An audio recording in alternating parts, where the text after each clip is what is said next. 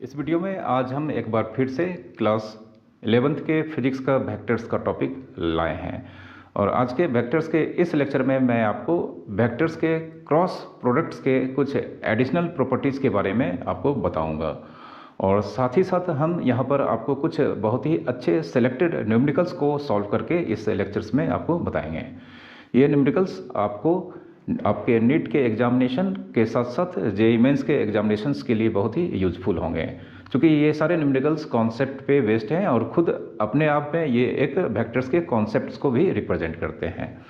तो स्वागत है आपका हमारे यूट्यूब के इस एजुकेशनल चैनल पर। आइए शुरू करते हैं आज का एक और प्यारा सा लेक्चर। सबसे पहले हम यहाँ पर अभी हम दो वेक्टर के क्रॉस प्रोडक्ट का एक एग्जाम्पल लेंगे। तो हमारा क्वेश्चन है, if vector A equals to 2i cap minus 4j cap plus k cap and vector B equals to 3i cap minus 2j cap plus 2k cap. तो हमें यहाँ पे a एंड b के cross products के value निकालने हैं, a and b के cross products के वैल्यू निकालने हैं। ठीक है, तो यहाँ पे हम इसे फाइंड करते हैं।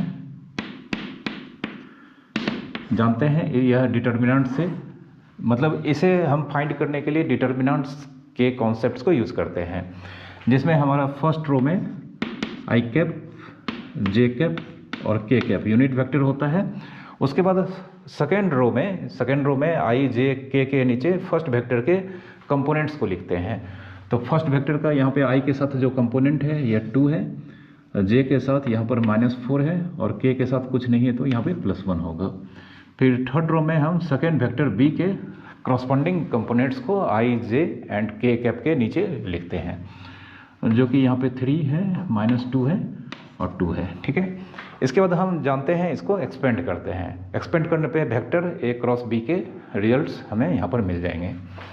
तो इसे एक्सपेंड करते हैं। यहाँ पे हम जानते हैं फर्स्ट रो में आई जे के आई कैप और जिस कॉलम में है फर्स्ट कॉलम में, ये हम यहाँ पर मान लेते हैं, डिलीट कर देते हैं हम इसको इस तरह से मन से। तो ये दोनों डिलीट हो गए, तो हमारे पास ये चारों नंबर यहाँ पर बचे हुए हैं। अब ये चारों नंबर में हम क्रॉस प्रोडक्ट यहाँ पर यूज़ करेंगे। क्रॉस प्रोडक्ट्स हमेशा मैंने आपको बताया है पिछले लेक्चर में, ऊपर से नीचे की ओर होगा, फिर नीचे से ऊपर की ओर पहले। तो -4 n2 +2 n2, बीच में फिर साइन यहाँ पर माइनस होता है, फिर -2 n2 +1 माइनस जे कैप। आई कैप का साइन प्लस होता है, जे कैप का साइन माइनस होगा। अब जे कैप फर्स्ट रो और सेकेंड कॉलम में बिलोंग्स करता है, तो ये दोनों हम डिलीट कर देंगे इस तरह से, ये और ये डिलीट हो गया। तो हमारे पास 2 3 और 1 2, ये 4 नंबर फिर से बचे हुए हैं। फिर से हम क्रॉस प्रोडक्ट करेंगे इस तरह से, मतलब 2 के साथ होगा 2 × 2 और -3 × 1, फिर प्लस के कैप। अब के कैप फिर से फर्स्ट रो में है और थर्ड कॉलम में है, तो ये दोनों हम डिलीट करेंगे। तो हमारे पास 2 3 एंड -4 और -2 होगा। तो इसे हम फिर से मल्टीप्लाई करते हैं क्रॉस प्रोडक्ट, तो 2 -2 होगा, 2 × -2 -3 × -4। ठीक है, अब इसे कैलकुलेट करते हैं। तो देयरफॉर हमारा ए क्रॉस बी का वैल्यू यहाँ पर आई कैप -4 × 2 -8 और यहाँ पर +2 minus J cap 2 × 2 4 -3 and plus के कैप 2 × -2 -4 और +12 यह होगा।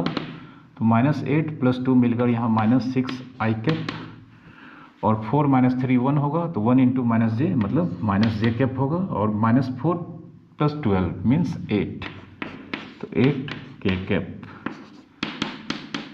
यह ए क्रॉस बी का हमारे पास वैल्यू निकल चुका है। और आपको यहाँ पर मैं फिर से बता देना चाहता हूँ कि दो वेक्टर का क्रॉस प्रोडक्ट जो आंसर आता है, यह दोनों गिवन वेक्टर्स पे हमेशा परपेंडिकुलर होता है या उस प्लेन पे परपेंडिकुलर होता है।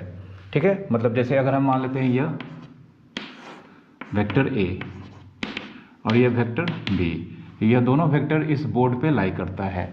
तो यहाँ पर A क्रॉस B जो वेक्टर होगा यह इस बोर्ड जिस पे ये दोनों वेक्टर लाई करता है, इस बोर्ड मतलब ये प्लेन पे परपेंडिकुलर होगा। ठीक है, मतलब A क्रॉस B चूँकि फ्री वेक्टर्स होता है तो अगर हम इसे बोर्ड पे कहीं भी ले जाएंगे, फ्री वेक्टर्स में जानते हैं हम एक जगह से दूसरे जगह तक मूव करा सकते हैं वेक्टर्स को, और ये अपने मूवमेंट के दौरान किसी भी पॉइंट पे अपना मैग्नीट्यूड और डायरेक्शन चेंज नहीं करता है। जैसे इस चौक को अगर हम यहाँ पर A क्रॉस B को एज्यूम करते हैं तो इस चौक पे हम यहाँ पर इस तरह से अगर रखते हैं तो यह जानते हैं ये परपेंडिकुलर है, और इसे अगर हम A और B के कॉमन इनिशियल पॉइंट पे इस तरह से रख देते हैं, इस तरह से, तो आप देख सकते हैं यह वेक्टर A और वेक्टर B पे परपेंडिकुलर है।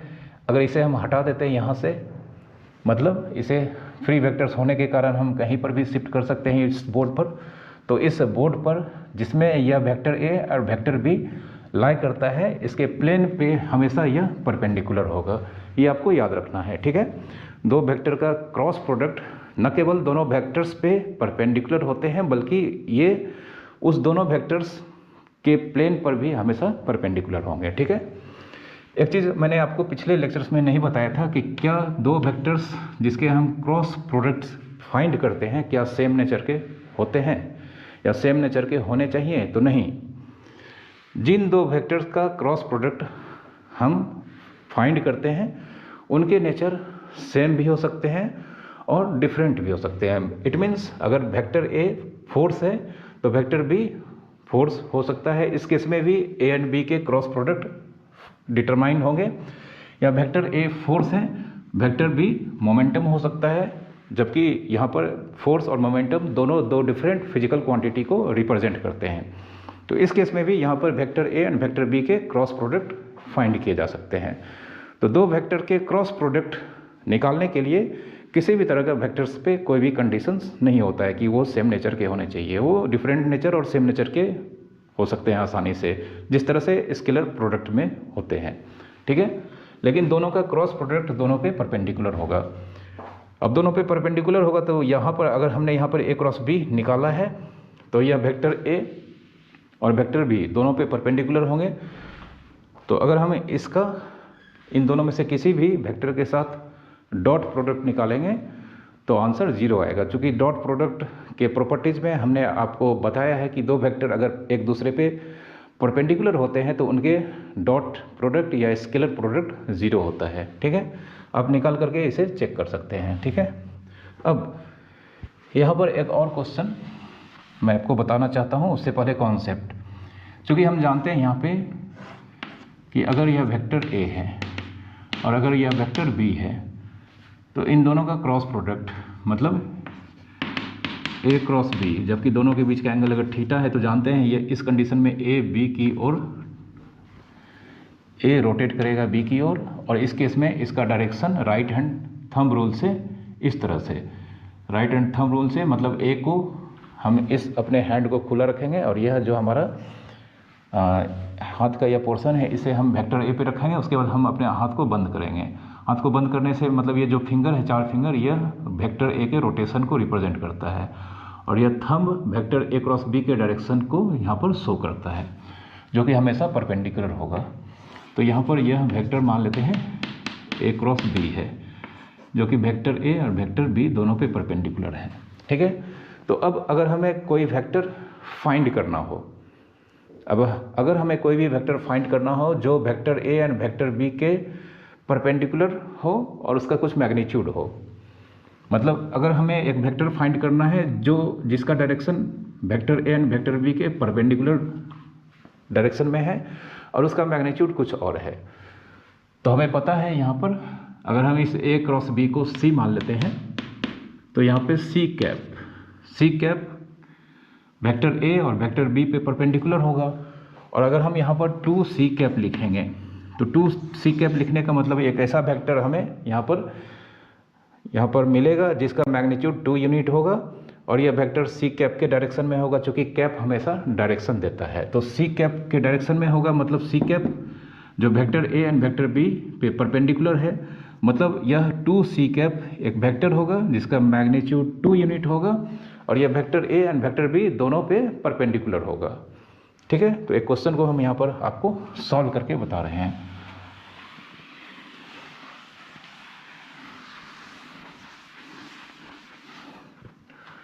क्वेश्चन है find A vector of magnitude 3 units which is perpendicular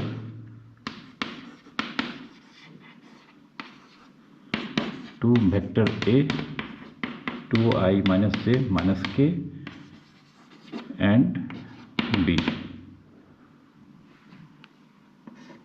i plus j minus k।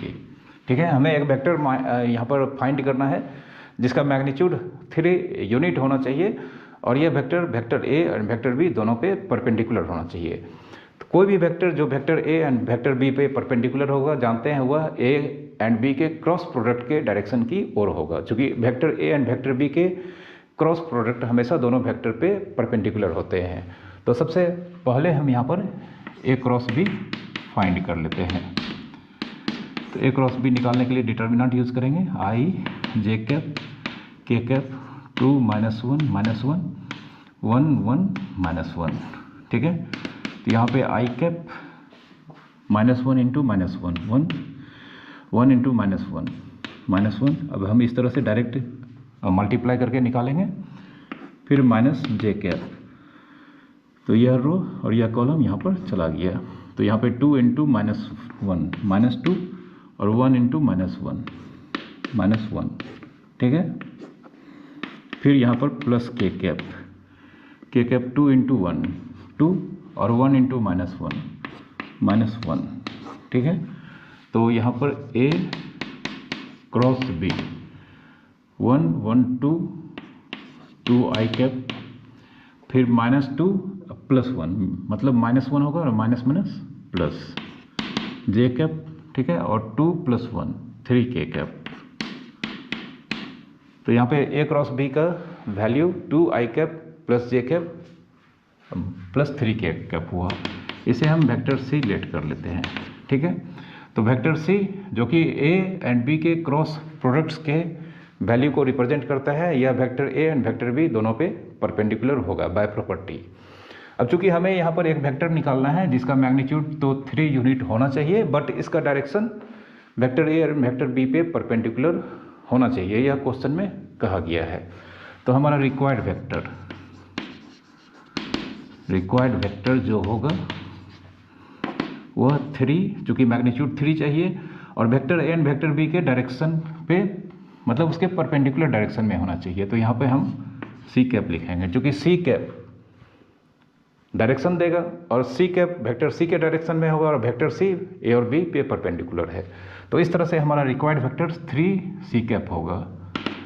ठीक है, तो 3 इंटू सी कैप जानते हैं सी बाय सी का मैग्नीट्यूड, यह होता है किसी भी वेक्टर का यूनिट वेक्टर निकालने का यह फार्मूला होता है। ठीक है, तो 3 इंटू यहाँ पर सी का मैग्नीट्यूड, सी का वैल्यू यहाँ पे दिया गया है 2i प्लस जे प्लस 3k बाय इसका मैग्नीट्यूड यहाँ पर होगा 2 का स्क्वायर 4, इसका y कंपोनेंट 1 का स्क्वायर 1 एंड 3 का 9 4 13 1 14।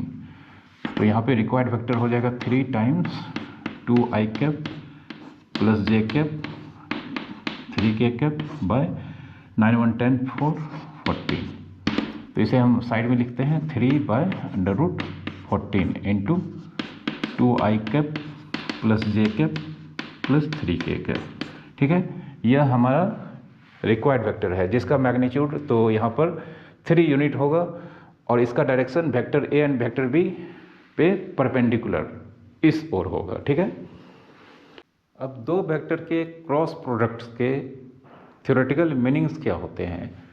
तो अगर कोई भी दो वेक्टर, जैसे कोई भी दो वेक्टर यहाँ पर मान लेते हैं वेक्टर ए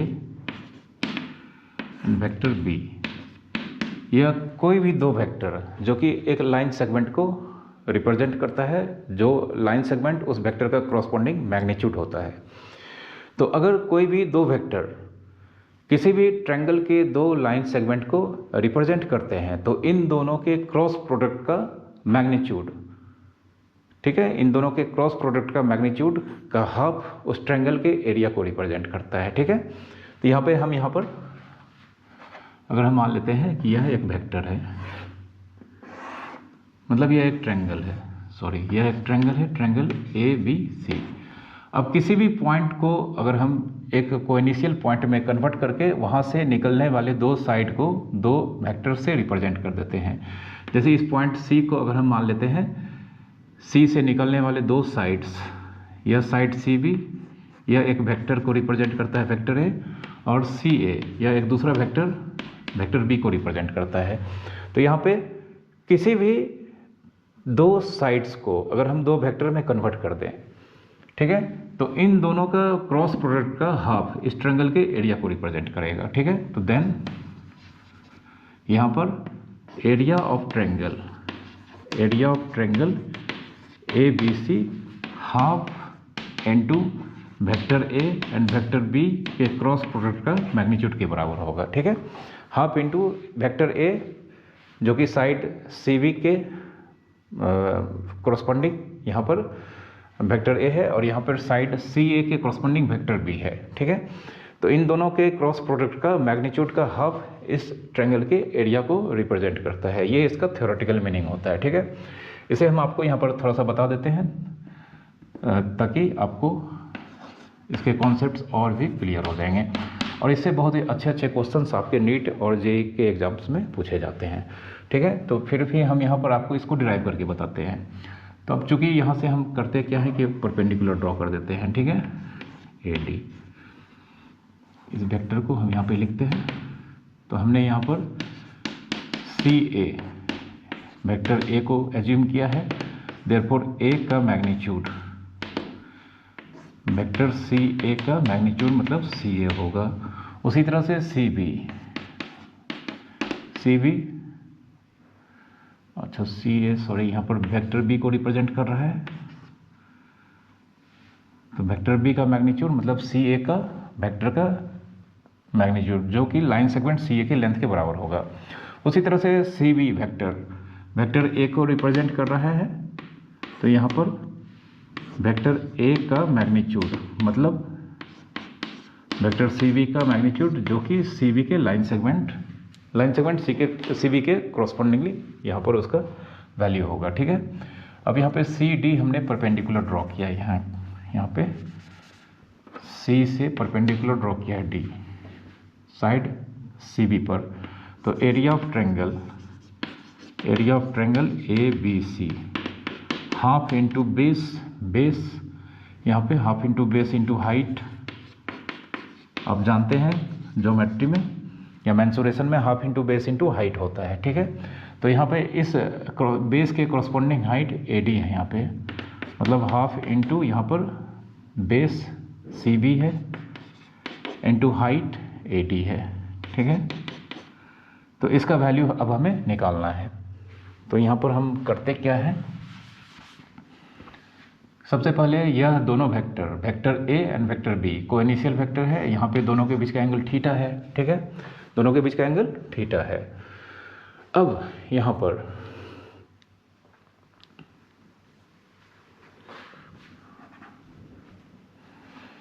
अब इन ट्रायंगल ACD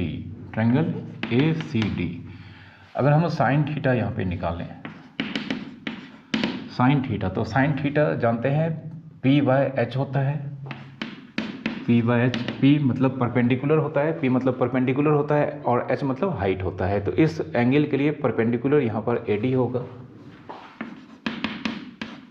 ठीक है, और H मतलब हाइपोटेन्यूज होता है। तो यहाँ पे यह 90 है तो यह भी 90 होगा, तो इस 90 डिग्री के फ्रंट का साइड AC कोरस्पॉन्डिंग हाइपोटेन्यूज हो जाएगा AC। तो यहाँ पर AD, तो देयरफॉर यहाँ पर AD, इस AC को इधर भेजेंगे, AC इंटू साइन थीटा होगा, ठीक है, तो AC इंटू साइन थीटा होगा। अब यहाँ पर इसमें हम यहाँ पर पुट कर देते हैं AD का वैल्यू, तो हमारे पास एरिया ऑफ ट्रायंगल ABC बराबर half into CB, half into CB into AD। तो AD का मतलब यहाँ पर AC साइन थीटा है, ठीक है। तो हाफ इंटू सी बी को हम वेक्टर सी बी का मैग्नीट्यूड लिख सकते हैं, वेक्टर सी बी का मैग्नीट्यूड।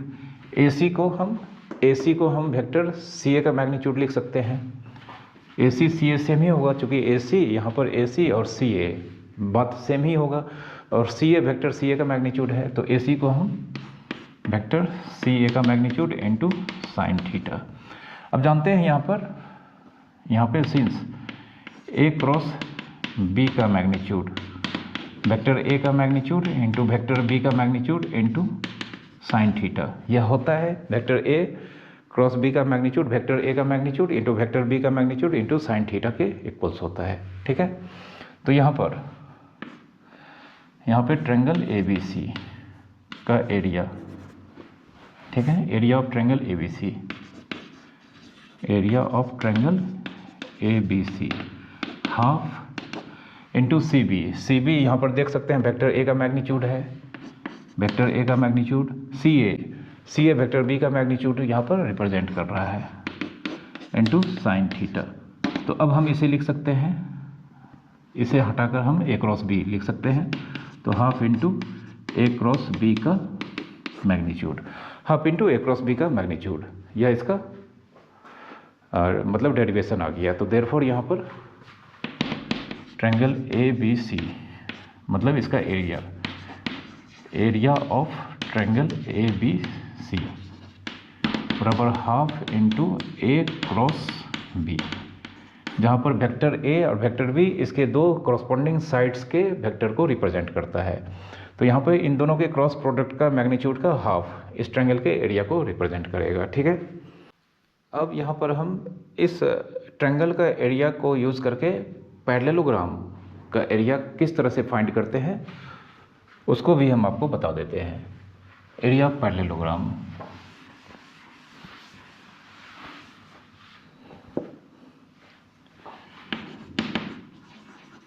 एरिया ऑफ पैरेललोग्राम, ठीक है। तो सबसे पहले हम यहाँ पर एक पैरेललोग्राम ड्रॉ करते हैं, यह हमारे सामने एक पैरेललोग्राम है, ठीक है। इसको हम मिटा देते हैं।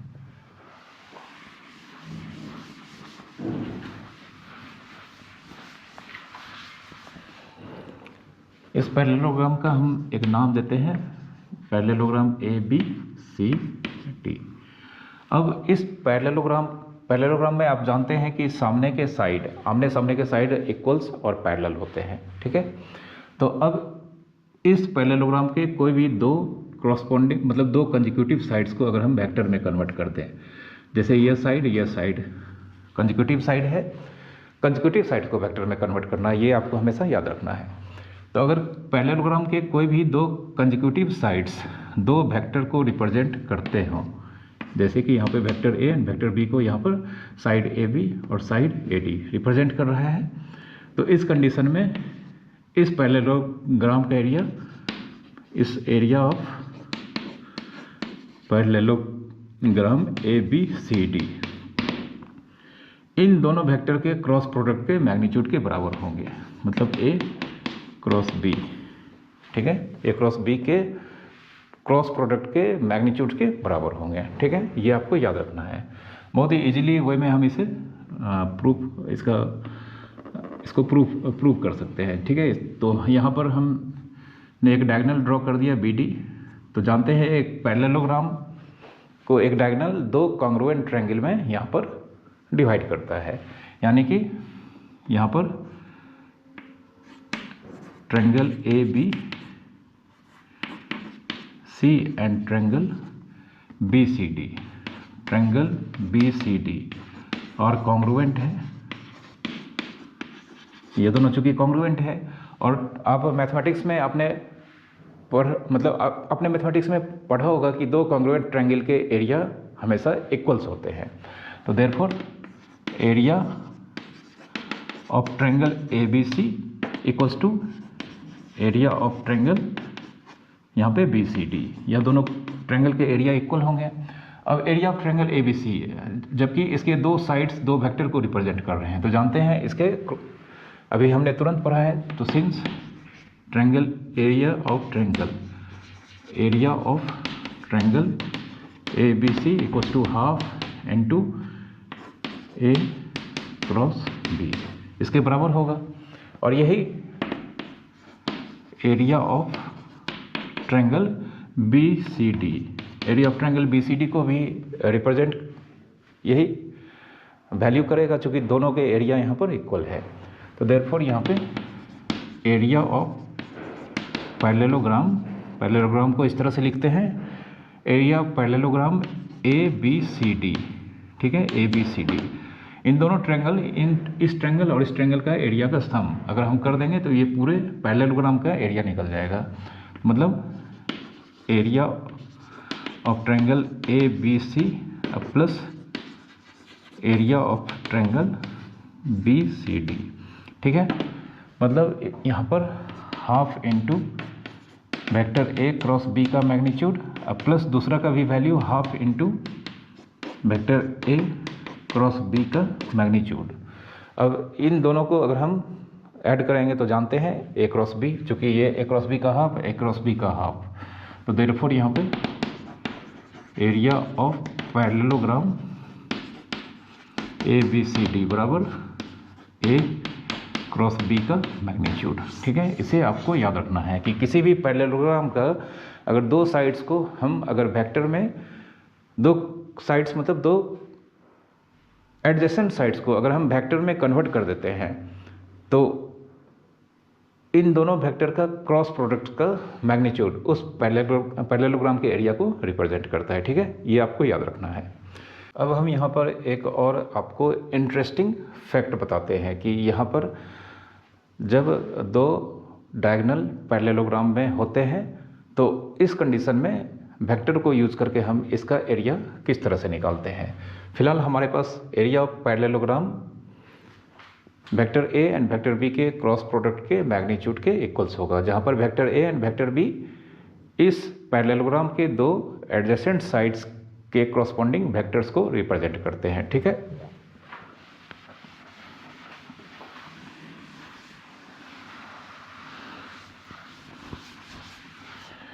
तो यहाँ पर हम दो डायगोनल यहाँ पे ड्रॉ कर लेते हैं। एक डायगोनल हमारे पास इस तरह से, ठीक है, दो डायगोनल हैं। अब हम जानते हैं parallelogram law of vector addition से, अगर हम यहाँ पर एरो लगा देते हैं तो A C, diagonal A C vector A and vector B का वेक्टर सम होगा, ठीक है। अब पैरेललोग्राम में चूँकि अपोजिट साइड्स के लेंथ इक्वल होते हैं, तो अगर हम इस बी सी में यहाँ पर एरो लगा दें तो यह वेक्टर इक्वल्स हो गए, इक्वल्स वेक्टर होंगे, चूँकि यह दोनों सेम डायरेक्शन में रिप्रेजेंट करते हैं और यहाँ पे दोनों के लेंथ यानी कि दोनों के मैग्नीट्यूड भी सेम होंगे, तो यह भी वेक्टर बी को रिप्रेजेंट करेगा, ठीक है। और यह वेक्टर या ऐसा हम करते हैं कि यहाँ पे एरो लगाते हैं, ठीक है, vector D A, vector D C, vector A B के बराबर होगा और वेक्टर ए बी ए को रिप्रेजेंट करते हैं। तो यहाँ पर वेक्टर ए बी का मैग्नीट्यूड और वेक्टर डी सी का मैग्नीट्यूड, चूँकि पैरेललोग्राम के दो साइड्स हैं, अपोजिट साइड्स जिसके लेंथ सेम होते हैं, तो लेंथ भी सेम है और डायरेक्शन भी सेम है, तो यह वेक्टर अगर ए है तो यह भी वेक्टर ए होगा। और अगर हम इस बार इधर एरो लगाते हैं, यहाँ पे एरो लगाते हैं, तो अब देख सकते हैं कि यह वेक्टर जिसका मैग्नीट्यूड तो सेम है बट डायरेक्शन अपोजिट है, तो यह वेक्टर बी है, तो यह वेक्टर माइनस बी होगा। अब फिर से ट्रायंगल डी सी बी में वेक्टर ए प्लस यह वेक्टर के बराबर होगा, ठीक है। तो अगर हम यहाँ पर फिर से एरो लगा देते हैं तो दूसरा डायगोनल हमारे पास डायगोनल डी बी जो कि vector D C plus vector C B को रिप्रेजेंट करता है, और यहाँ पे डी सी वेक्टर ए को रिप्रेजेंट करता है और यह वेक्टर माइनस बी को रिप्रेजेंट करता है, ठीक है। मतलब ए वेक्टर माइनस बी वेक्टर, मतलब वेक्टर यहाँ पर दो डायगोनल्स जो पैरेललोग्राम के हैं, यहाँ पर एक डायगोनल का value vector A plus vector B होगा और दूसरा डायगोनल का वैल्यू यहाँ पर दूसरा डायगोनल का value vector A minus vector B होगा। ठीक है, ये आपको याद रखना है कि जब भी पैरेललोग्राम के दो consecutive sides vector A and vector B होते हैं तो उस केस में इनके दो डायगोनल्स एक बार दोनों वेक्टर का सम होगा और एक बार दोनों वेक्टर के डिफरेंस के इक्वल होगा। ठीक है, अब यहाँ पर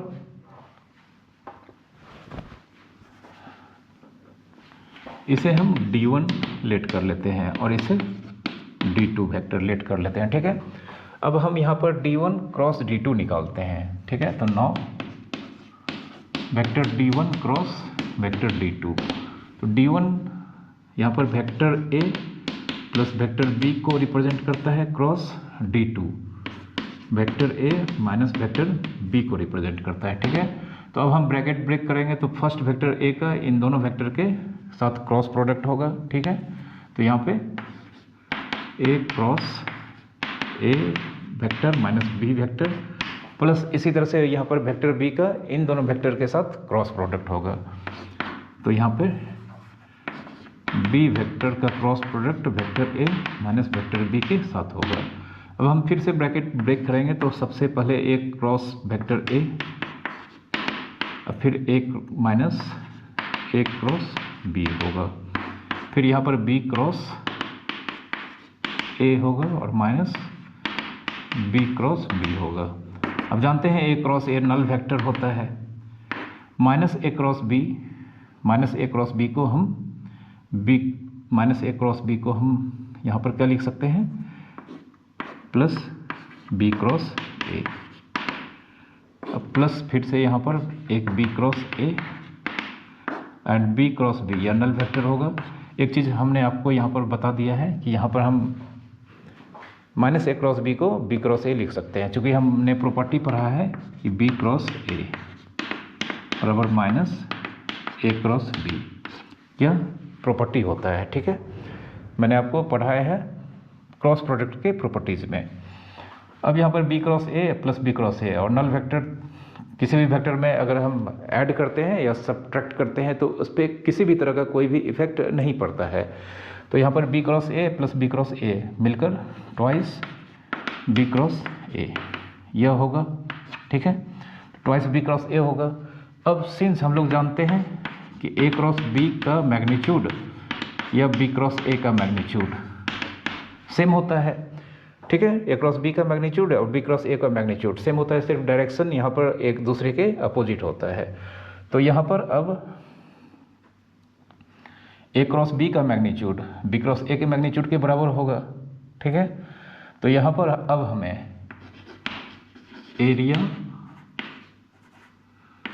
ऑफ पैरेललोग्राम ABCD, जिसे हम लिख सकते हैं यहाँ पर A क्रॉस B तो दिया हुआ है ही, इसे यहाँ पे लिखते हैं A क्रॉस B का magnitude,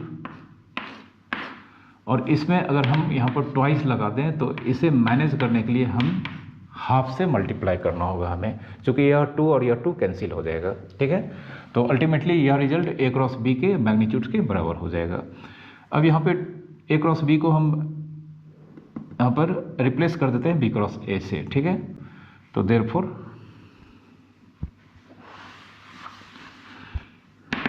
half into twice A cross B का मैग्नीट्यूड को हम यहाँ पर B क्रॉस A के मैग्नीट्यूड से रिप्रेजेंट कर देते हैं।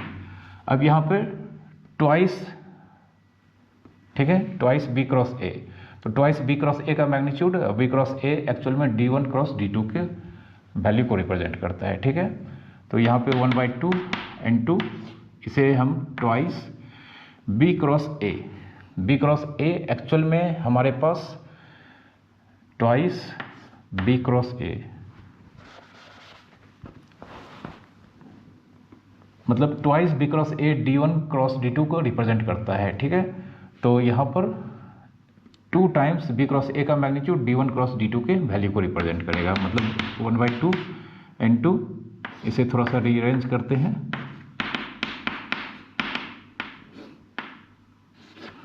ठीक है, इसे हमने ब्रैकेट में ब्रेक कर 2 और इस टर्म को हमने ब्रैकेट में इनक्लोज कर दिया। इसे हम रिप्लेस कर देंगे। ठीक है, ट्वाइस B क्रॉस A का magnitude, twice B cross A का मैग्नीट्यूड मतलब D1 क्रॉस D2 के मैग्नीट्यूड से 1/2 इंटू D1 क्रॉस D2 का मैग्नीट्यूड, ठीक है। तो देयरफॉर एरिया ऑफ पैरेललोग्राम का एक हमारे पास नया एक्सप्रेशन मिल गया कि दो जो डायगोनल्स होते हैं पैरेललोग्राम के, उन डायगोनल को अगर हम वेक्टर में कन्वर्ट कर देते हैं तो इनके क्रॉस प्रोडक्ट के मैग्नीट्यूड का हाफ पैरेललोग्राम के एरिया को रिप्रेजेंट करता है, ठीक है। इसे आप याद रखेंगे, इससे बहुत अच्छे अच्छे न्यूमेरिकल्स मतलब एग्ज़ाम्स में पूछे जाते हैं, खास करके नीट या जेईई के एग्ज़ाम्स में, या एनडीए का जो एग्ज़ाम होता है और बोर्ड्स के एग्ज़ाम में भी इसके क्वेश्चंस मैथमेटिक्स में पूछे जाते हैं। फिजिक्स में तो नहीं पूछे जाते हैं क्योंकि फिजिक्स का एप्लीकेशन होता है। तो नीट और जेईई मेंस के लिए यह काफ़ी यूज़फुल प्रॉपर्टीज़ है। हमारे सामने एक क्वेश्चन है यहाँ पर, vector A and vector B denotes the adjacent sides of a parallelogram and its area is A into B by 2, then find the angle between A and B. यहाँ पर vector A and vector B एक किसी parallelogram के दो adjacent sides को represent कर रहे हैं, मतलब यह वेक्टर ए है और यह वेक्टर बी है। तो जानते हैं इस केस में area of parallelogram A cross B के मैग्नीट्यूड्स के इक्वल होते हैं, ठीक है, बाय प्रॉपर्टी। अगर दो साइड्स दो वेक्टर्स को रिप्रेजेंट करता है किसी पैरेललोग्राम में, तो इसका एरिया इस दोनों वेक्टर के क्रॉस प्रोडक्ट्स के मैग्नीट्यूड्स के इक्वल होता है, ठीक है। यह प्रॉपर्टी के थ्रू अभी जस्ट मैंने आपको पढ़ाया है। और यहाँ पर इस क्वेश्चन में दिया है कि इस यहाँ पर area vector A into vector B के मैग्नीट्यूड बाय 2 के इक्वल्स है। अकॉर्डिंग टू क्वेश्चन यहाँ पर ए क्रॉस बी का मैग्नीट्यूड ए बी बाई 2 दिया है, और जानते हैं क्रॉस बी का मैग्नीट्यूड ए का मैग्नीट्यूड इंटू बी का मैग्नीट्यूड इंटू साइन थीटा होता है, और यह ए बी बाई 2 दिया है। ए का मैग्नीट्यूड को हम यहाँ पे जानते हैं ए लिख सकते हैं, बी के मैग्नीट्यूड को बी लिख सकते हैं into sine theta A B by 2, ठीक है। अब यह ए बी कैंसिल हो जाएगा, यहाँ पे 1 होगा, तो साइन थीटा 1/2, और साइन थीटा 1/2 है तो साइन 30 डिग्री का वैल्यू 1/2 होता है। तो यहाँ पे साइन थीटा 1/2 को साइन 30 डिग्री लिख सकते हैं, तो यहाँ पे थीटा का वैल्यू 30 डिग्री होगा, ठीक है। सेकेंड क्वेश्चन हमारे सामने है जिसमें हमें शो करना है कि vector A minus vector B cross product with vectors A plus vector B equals to twice vector A cross vector B के इक्वल्स होगा। तो हम यहाँ पर vector A minus vector B cross vector A plus vector B जो कि LHS है, इसे हम लेते हैं। अब जानते हैं यहाँ पर एक अगर हम ब्रैकेट को ब्रेक करेंगे तो यहाँ पर ए का क्रॉस प्रोडक्ट इन दोनों के साथ होगा, तो हम ये लिखते हैं A cross vector A plus vector B. फिर यहाँ पर माइनस बी का इन दोनों के साथ क्रॉस प्रोडक्ट होगा, तो minus B into vector A plus vector B के साथ क्रॉस प्रोडक्ट होगा। अब फिर से हम यहाँ पर ब्रैकेट को ब्रेक करेंगे, तो सबसे पहले हमें यहाँ पर ए क्रॉस ए मिलेगा, फिर यहाँ पर ए क्रॉस बी मिलेगा। फिर यहाँ पर हम इस ब्रैकेट को ब्रेक करेंगे तो minus B cross A minus B cross B यह मिलेगा। अब ए क्रॉस ए जानते हैं नल वेक्टर होता है, फिर इसे हम ए क्रॉस बी लिख सकते हैं, माइनस बी क्रॉस ए को हम ए क्रॉस बी लिख सकते हैं, और माइनस बी क्रॉस बी को नल वेक्टर। यहाँ पर एक प्रॉपर्टी को हमने यूज़ किया है कि हमने आपको पढ़ाया है कि minus vector B cross vector A, ठीक है, minus vector B cross vector A यह ए क्रॉस बी के बराबर होता है। मैंने आपको वेक्टर के क्रॉस प्रोडक्ट के प्रॉपर्टी में इसे बताया है। अब यहाँ पे ए cross B plus A cross B, और नल वेक्टर किसी भी वेक्टर में अगर ऐड हो या सब्ट्रैक्ट हो तो इस पर किसी भी तरह का इफेक्ट नहीं आता है। तो अल्टीमेटली हमारा रिजल्ट यहाँ पर यह दोनों मिलकर twice vector A cross vector B, ठीक है, यह रिजल्ट आ चुका है। नेक्स्ट क्वेश्चन हमारे सामने है, वेक्टर ए का मैग्नीट्यूड 2 यूनिट्स है, वेक्टर बी का मैग्नीट्यूड 5 यूनिट्स है and vector A cross B का मैग्नीट्यूड 8 यूनिट्स है। तो हमें vector A dot vector B का वैल्यू फाइंड करना है। तो यहाँ पर हमें vector A cross vector B का मैग्नीट्यूड 8 यूनिट दिया गया है और जानते हैं vector A and vector B का क्रॉस प्रोडक्ट का मैग्नीट्यूड वेक्टर ए का मैग्नीट्यूड इंटू वेक्टर बी का मैग्नीट्यूड इंटू साइन थीटा होता है और यह 8 दिया गया है। अब वेक्टर ए का मैग्नीट्यूड यहाँ पर 2 दिया गया है, वेक्टर बी का मैग्नीट्यूड 5 दिया गया है इंटू साइन थीटा 8 होगा। तो इसे कैंसिल करवा देते हैं। तो साइन थीटा हमारे पास 4/5, साइन थीटा का वैल्यू 4/5 आया है। अब कॉस थीटा निकाल लेते हैं। तो cos theta plus minus √1 minus sign square theta होता है।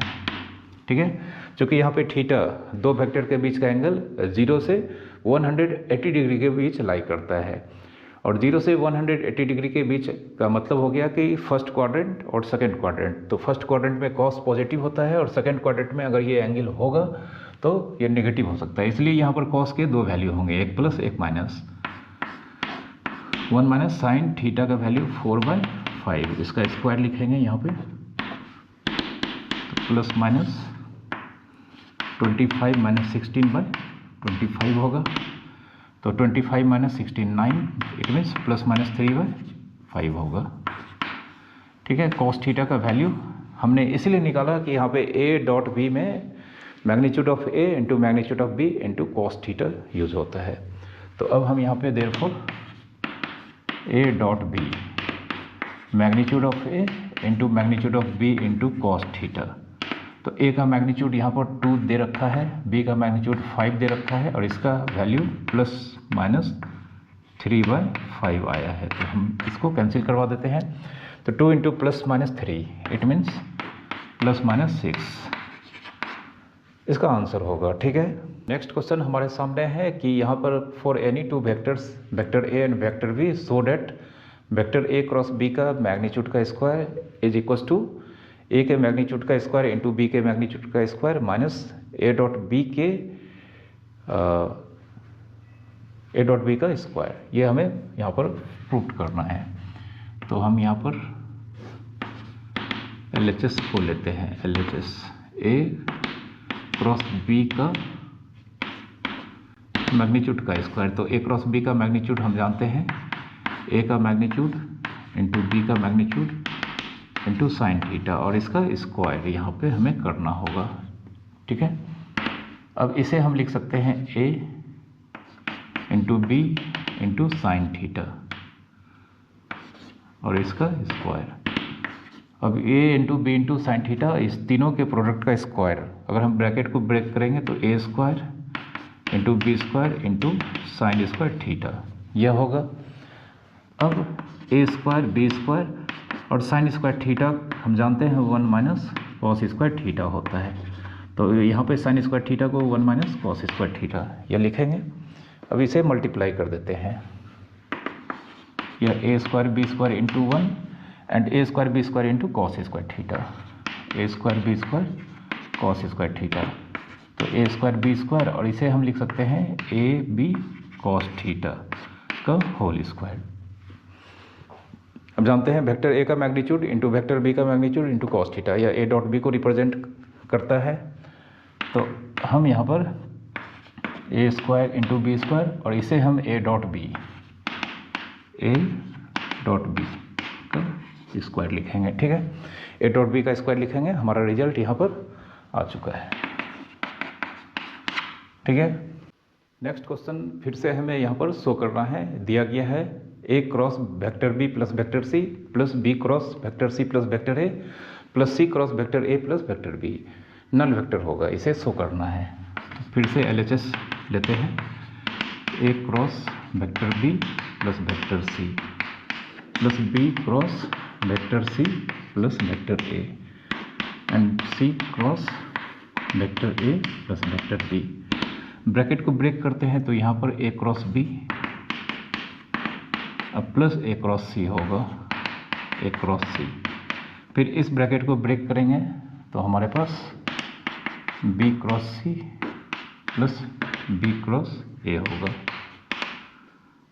एंड फिर से यहाँ पर C cross A plus C cross B होगा। ठीक है, अब ए क्रॉस बी और कहीं पर बी क्रॉस ए है तो हम इसे पेयर बना के लिखते हैं। तो A cross B plus B cross A को पेयर हमने बना लिया इसे। फिर ए क्रॉस सी और सी क्रॉस ए को दूसरा पेयर बना लेते हैं, A cross C plus C cross A. ठीक है, इन दोनों को हमने पेयर बना लिया। एंड फिर B plus C, B cross C and C cross B, B cross C plus C cross B. अब ए क्रॉस बी को हम ए क्रॉस बी लिखेंगे, लेकिन हम बी क्रॉस ए को माइनस ए क्रॉस बी लिखेंगे। ठीक है, माइनस ए क्रॉस बी।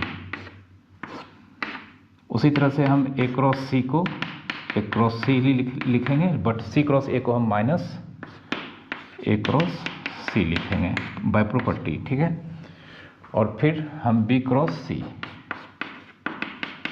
को बी क्रॉस सी लिखेंगे, बट हम सी क्रॉस बी को माइनस बी क्रॉस सी लिखेंगे। ठीक है, अब जानते हैं ए क्रॉस बी और माइनस ए क्रॉस बी यह मिलकर ए क्रॉस बी में अगर हम यहाँ पर माइनस ए क्रॉस बी ऐड करेंगे तो यह नल वेक्टर होगा। फिर से ए क्रॉस सी में अगर हम माइनस ए क्रॉस सी ऐड करेंगे तो यह भी एक नल वेक्टर होगा और यह भी नल वेक्टर। तीनों नल वेक्टर मिलकर यहाँ पर आंसर नल वेक्टर के इक्वल आ गया। तो यह रिजल्ट हमारा प्रूव्ड हो चुका है। तो आज के लेक्चर को हम यहीं पर समाप्त करते हैं। उम्मीद करते हैं कि आपको हमारा लेक्चर्स आज का समझ में आया होगा। आज का लेक्चर खास करके नीट और जेईई मेंस के जो भी स्टूडेंट्स तैयारी कर रहे हैं उनके लिए था, क्योंकि आज हमने जो भी फैक्ट्स बताए हैं ये सारे फैक्ट्स जेईई मेंस और नीट्स के सिलेबस के अंडर या उसी से रिलेटेड ये सारे फैक्ट्स और कॉन्सेप्ट्स यहाँ पर मैंने आपको बताया था। नेक्स्ट लेक्चर में भी हम आपको वेक्टर्स के बहुत ही अच्छे अच्छे क्वेश्चंस को सेलेक्ट करके लाएंगे, और ये लेक्चर भी जो नेक्स्ट लेक्चर होगा वह भी हमारा नीट और जेईई स्टूडेंट्स के लिए ही यहाँ पर होगा। तो अगर आज का लेक्चर आपको अच्छा लगा होगा तो प्लीज़ वीडियो को लाइक कर देना, और साथ ही साथ आप इसे शेयर ज़रूर करें। और अभी तक आप लोगों ने अगर हमारे चैनल को सब्सक्राइब नहीं किया है तो प्लीज़ जाकर चैनल को सब्सक्राइब कर लें। Thank you very much for watching.